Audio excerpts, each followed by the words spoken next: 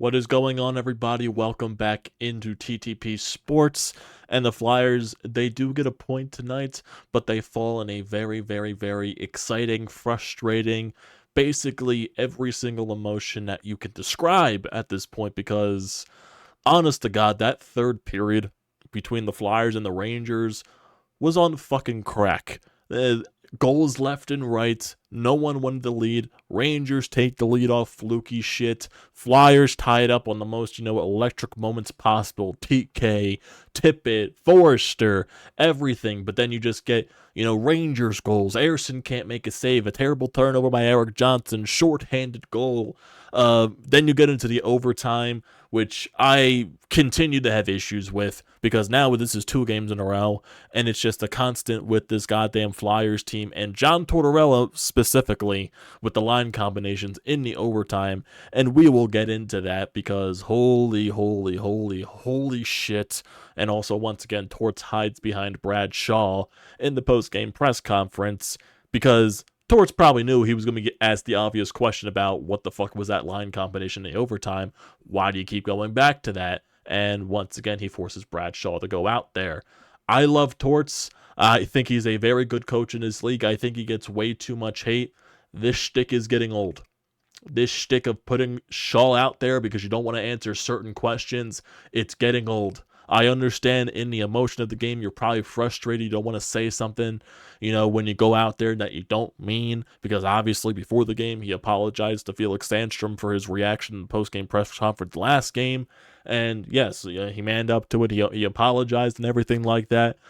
Dude, you man up and answer the goddamn questions because hold yourself accountable. If you preach accountability, hold yourself accountable for your goddamn shitty overtime line combinations because it costs the Flyers a game. Yes, also Sam Ersson can't stop a puck, but also that's besides the point.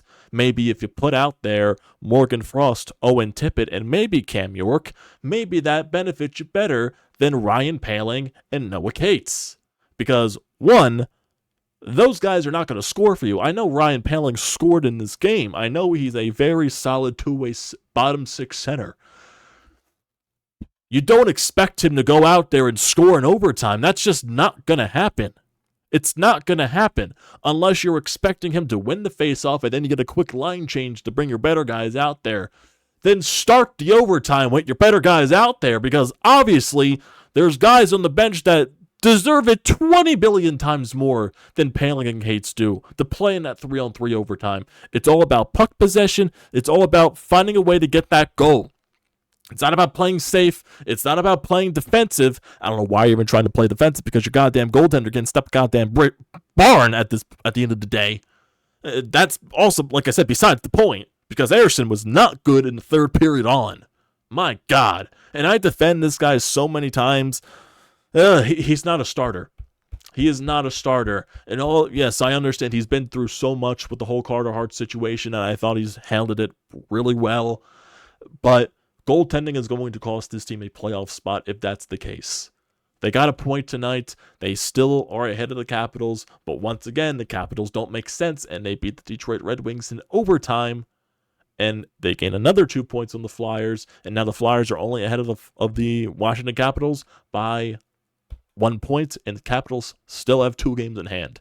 Now, granted, I understand the Capitals' schedule in the next so many games or so is way more difficult than the Flyers are because the Flyers have the Canadiens and the Blackhawks upcoming. And I believe Washington has Toronto and Boston upcoming. So yes, it's definitely a much tougher schedule for the Capitals. But at the end of the day, the Capitals don't make sense, and they keep winning games. So you cannot rely on other teams to beat the Capitals right now. You got to win the games in front of you. You needed to win this game. Yes, it's important that you got the point out of this game, but you needed to find a way to get the extra point, and fucking John Tortorella was the reason why you didn't get the 2 points. Besides Sam Ersson. It's goddamn ridiculous. It's getting old. Because you're throwing away points, you're throwing away an extra point by putting out guys in the 3-on-3 overtime that should not be out there, and Poehling was clearly injured. He was clearly laboring something. The dude shouldn't have been out there. It was obvious from the light of day. There was even an instance in the end of the third period where it looked like he went off the ice for some reason. He looked like he was laboring something. Nope, he gets put right back out there on the ice in the 3-on-3 overtime, and boom, less than 30 seconds into it, Fox scores. Holy fucking shit.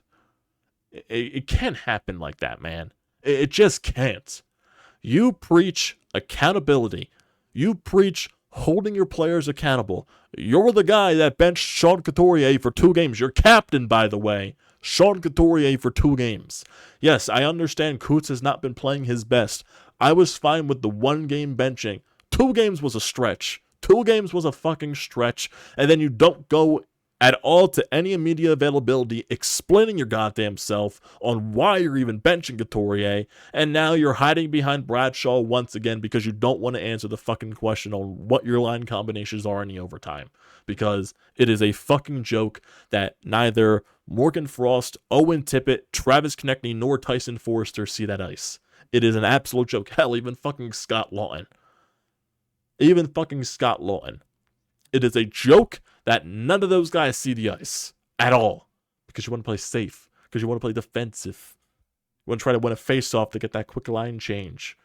No, put the guys that are going to put you in the best possible position to succeed. And if Rangers end up scoring regardless, okay, you went down swinging with your best guys. I don't know what's going down swinging with your best guys is if you don't put your best guys out there. And yes, the goal that Ersson allowed in the overtime was brutal. It's a very stoppable puck. Very stoppable. Goes far side blocker. He's got to stop that. He 100% has to stop that. He also has to stop, I would say, the Lafreniere goal. That needs to be stopped. The Trocheck goal, it was a 2-on-1 on a shorthanded break. He had no chance about that. But the Lafreniere goal, yes, the second one, he needed to stop. The first Lafreniere goal was weird. It was very weird. It bounced all over the place. Sanheim tried to play it through the blue paint, and then Lafreniere got a stick on it to bury it.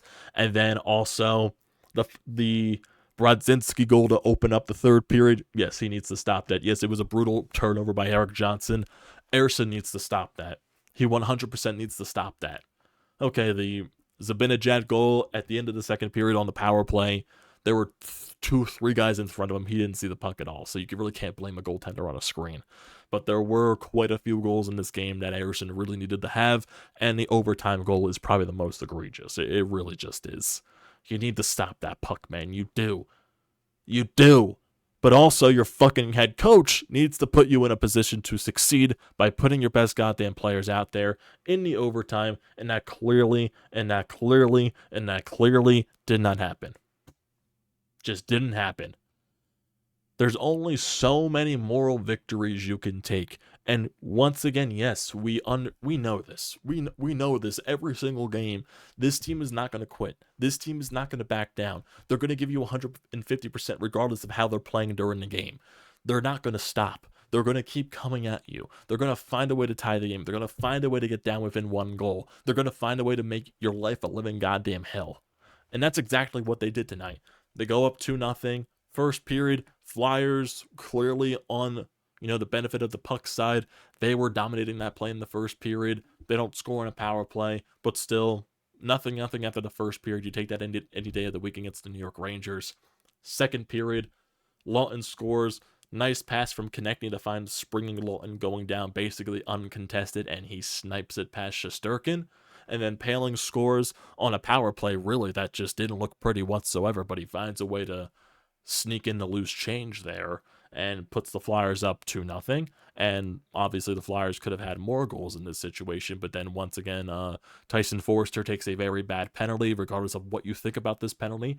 It was very, very iffy. It did not look like Adam Fox got touched with the stick whatsoever. He definitely sold it. He definitely, he's from New York and he's right next to Broadway, so I'm sure he takes some acting classes, on the side to really sell this penalty. And then, Adam Fox later in the game also took a dirty hit. I wouldn't say dirty. It was a cheap hit to Cam York later in the third period. That probably should have been called. And also during one of these power play goals as well, on the Trocheck, on the shorthanded goal by Trocheck, clear interference on Travis Konechny that was not called. was not called. TK was nowhere close to the puck, and the dude just gets knocked down. It can happen. It can happen. You cannot miss those calls. You cannot miss those calls at all. Just can't. Turned into a shorthanded goal the other way. Rangers tie it. Then they take the lead. The Flyers break down for a little bit. That started the third period. Torts calls a timeout to settle things down. Flyers tie the game up. Flyers go up the ice on a 2-on-1. TK snipes it past Shesterkin, ties it up. But then once again, Trocheck on the shorthanded chance, scores there. Flyers can't cash in on that power play. But then Morgan Frost with a beautiful outlet pass to Owen Tippett, springs him on a little bit of a rush there. Backhands it because he really had no room other to move the puck over his stick. So he just backhands it on Shesterkin, goes off the post, goes off the back of Shesterkin and into the net, ties the game up once again. But then off of a face-off win, Rangers initially shoot the puck. TK blocks it. He falls down in pain, but then somehow the puck just bounces right back to Lafreniere's stick, and he puts it by Ariston. Another, save that he needs to have because he should have stopped it, in my honest goddamn opinion. And the Rangers are up 5-4.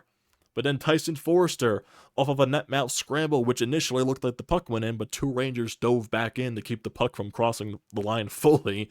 But then Tyson Forrester finds a way to find the puck, and he puts it into the net, and the celebration was just electric. The Flyers tie the game up, and there definitely were many chances for the Flyers at the late stages of the game. They were outshot shooting New York in those last few minutes by a wide fucking margin. They just were. And yes, Shesterkin was definitely a difference for most of those. There was another chance for Konechny where he whiffed on a play. Bobby Brink whiffed on a situation.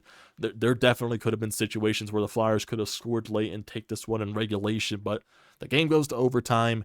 You get the point, and then the egregious overtime happens when you put out Paling, Cates. It's too easy for the Rangers. It just is. You gifted them that one. Hand delivered it to them on a silver platter.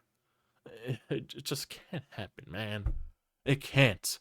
When you're in the middle of a playoff race, you need to get 2 points. 2 points. 2 points. 2 points.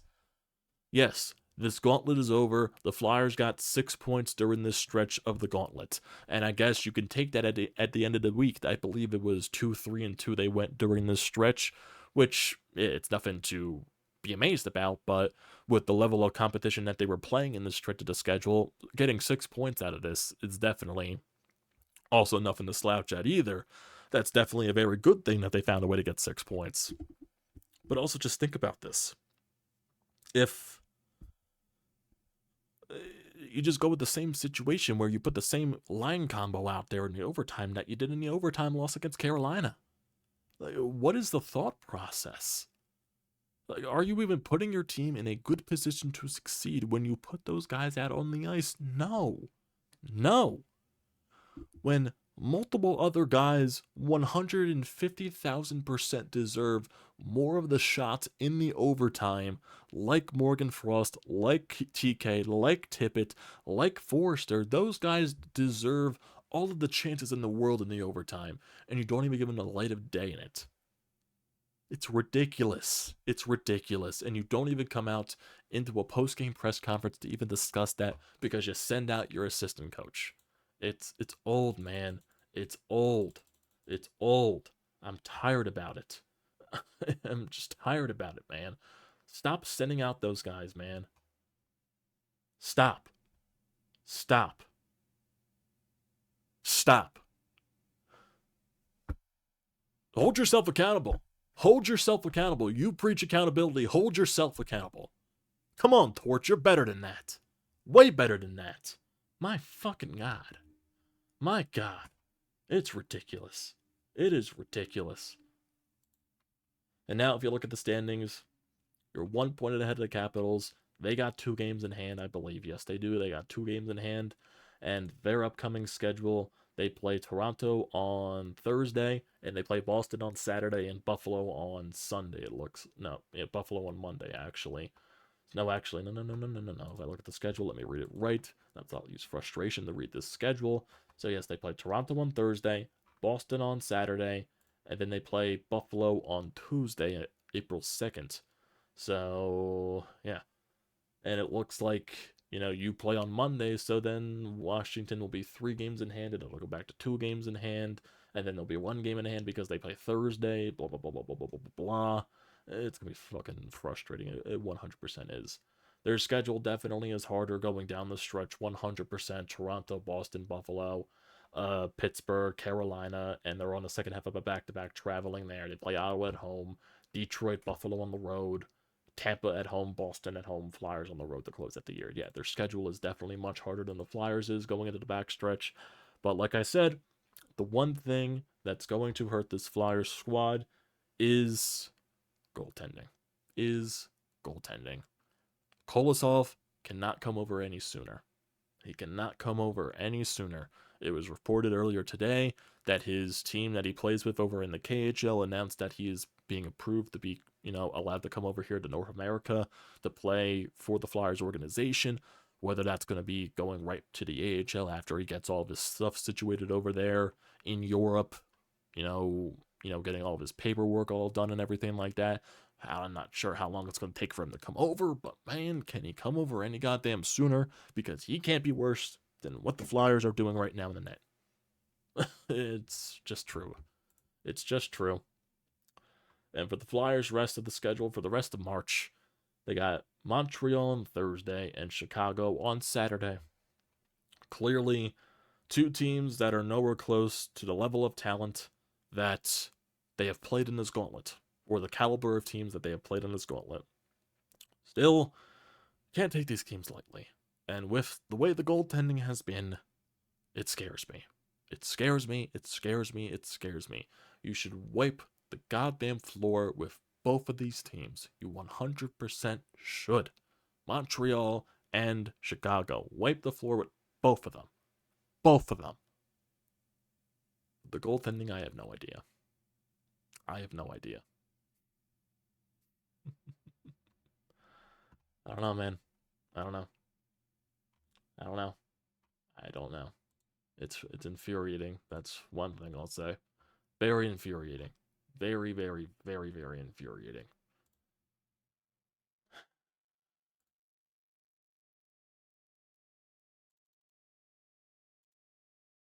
I don't know what to say anymore. Got all my frustration out. Oh my god. They got a point. That is the most important thing, especially when you're going up against a team like the Rangers. You needed to get 2. You needed to get 2. You needed to get 2. That's what you needed to do at the end of the day. You needed to get 2. And the Capitals just keep fucking winning. It doesn't make fucking sense. The Capitals keep winning. Doesn't make fucking sense. The Washington Capitals, they have a minus 26 fucking goal differential. They keep fucking winning. They keep fucking winning. It doesn't make sense. I can see why. They're 20-11-5 at home, so they're a really good home team. They're mediocre on the road. Maybe they can get some road games mixed in here, NHL schedule. And they do, I think they do have 2 road games coming up, yes. 2 road games coming up. No, actually, 1 road game, 1 home game. Yeah, that'd be nice if, they can mix in some road games in there. Would be very nice. But, yeah. That'll do it for tonight, everybody. I'm frustrated. Very am. You got a point that's very important, especially with the caliber of team that you just played. It really is. But it just stings because Washington keeps winning. If Washington lost, even though they would have lost, they still would have gotten a point. And you still would have been 2 points ahead of them, so really it wouldn't really matter at the end of the day. But, yeah, that's just how I feel. So, that'll do it for tonight, everybody. I appreciate you all joining as always, so don't forget to leave a comment in the comment section down below. Don't forget to drop a like. Don't forget to hit that subscribe button. It does me a great deal of service. Also use the code TTPSPORTS, $20 off your first purchase at SEATGEEK. Great deal. Don't pass it up, especially with Philly season starting in the next few days. Opening day is just on Thursday, if it's going to be played or not, with the rain. But definitely get your tickets there. Very great deal there. And in terms of for tomorrow, we are going to have our Phillies season preview tomorrow, so definitely stay tuned for that. It'll pop up in your subscription feed, so leave your, comments, your questions, and everything there for tomorrow, and I'll see you then. So, thanks, guys, for tuning in. I'll see you next time.